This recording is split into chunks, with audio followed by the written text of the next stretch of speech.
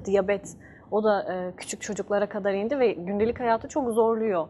Bununla ilgili Bununla ilgili çok güzel, hep Amerika'da yapılıyor klinik araştırmaları.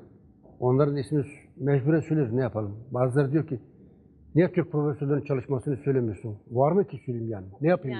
Yani kendime oturayım da şuradan bir şeyler mi? Buradaki dergiler Almanca. Diyor ki mesela, Harvard Üniversitesi Tıp Fakültesi'nde yapılan klinik araştırmasında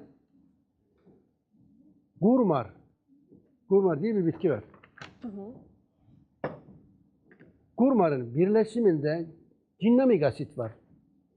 Cinnamik asit pankreastaki beta hücrelerini canlandırıyor. Neden şeker hastalığı ortaya çıkıyor?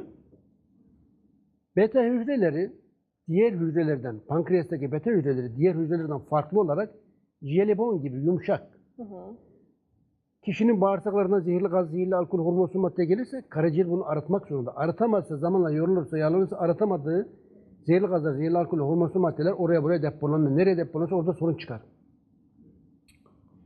Karaciğer yağlanırsa pankreas da yağlanır. Pankreas yağlanırsa bu hücreler sertleşirse hücrelerin ortasında adacık hücreleri denen beta hücreleri, jelibon gibi yumuşak etrafındaki hücreler bunu sıkıştırırsa ne olur? İnsülin salgılayamaz. Pankreas sadece insülin salgılamıyor. 1 litreye yakın lipaz, amilaz, tripsin vesaire salgılıyor. Artı insülin salgılıyor.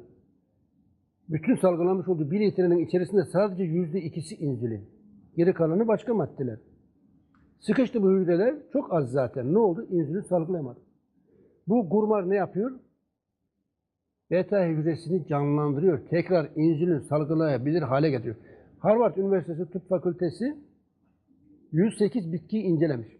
Yani diyabete karşı, şeker hastalığına karşı etkili olan bitkiler. Ve bunlar içerisinde Hindistan'da yetişen Gurmar, cinnamik asidin isimli latincesi. Bunun içerisindeki etken maddenin şekere karşı etkili olduğunu belgelemiş. Bunun destilasyonunda elde edilen ekstraktı hastalar üzerinde denemiş. 4565 hasta üzerinde denemiş. Ve hastaları tedavi etmiş. Ben değil, Harvard Üniversitesi. Benim kliniğim yok. Ve o günden bugüne kadar artık dünyada diyabete karşı en çok kullanılan bir üründür bu, Gurmar.